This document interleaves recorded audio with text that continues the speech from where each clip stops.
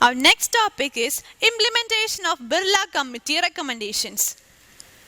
In early 1999, Securities and Exchange Board of India had set up a committee under Sri Kumar Mangalam Birla, member of SEBI board, to promote and raise the standard of good corporate governance. The report submitted by the committee is the first formal and comprehensive attempt to evolve a code of corporate governance in the context of prevailing condition of governance in Indian companies as well as the state of capital markets.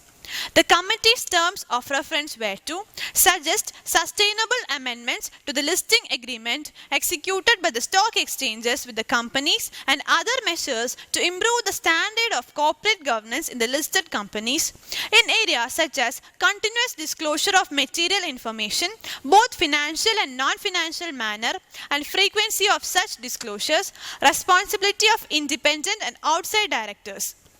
Draft a code of corporate best practices and to suggest safeguards to be instituted within the companies to deal with insider information and insider trading. The primary objective of the committee was to view corporate governance from the perspective of the investors and shareholders and to prepare a code to suit the Indian corporate environment. The committee had identified the shareholders, the board of directors and the management as three key constituents of corporate governance and attempted to identify in respect of each of these constituents their roles and responsibilities as also their rights in the context of good corporate governance. What are the recommendations of Birla Committee? The committee divided the recommendations into two categories, namely mandatory and non-mandatory. First, the mandatory recommendation applies to listed companies with paid up capital of rupees 3 crore and above. Composition of board of directors, that is optimum composition of executive and non-executive directors. Audit committee with 3 independent directors with 1 having financial and accounting knowledge. Remuneration committee. Board procedures. At least 4 meetings of the board in a year with maximum gap of 4 months between 2 meetings to review operational plans, capital budgets, quarterly results, minutes of committees meeting. Director shall not be a member of more than 10 committees and shall not act as a chairman of more than 5 committees across all companies.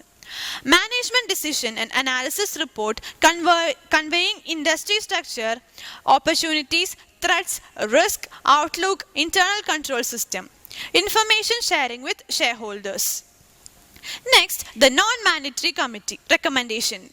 Role of chairman, remuneration committee of board, shareholders' right for receiving half-yearly financial performance postal ballot covering critical matters like alteration in memorandum, etc., sale of whole or substantial part of the undertaking, corporate restructuring, further issue of capital, venturing into new business.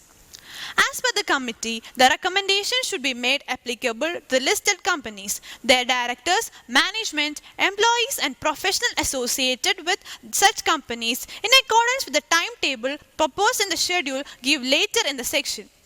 Compliance with the code should be both in letter and spirit and should always be in a manner that gives precedence to substance or form. The ultimate responsibility for putting the recommendation into practice lies directly with the board of directors and the management of the company. The recommendations will apply to all listed private and public sector companies in accordance with the schedule of implementation.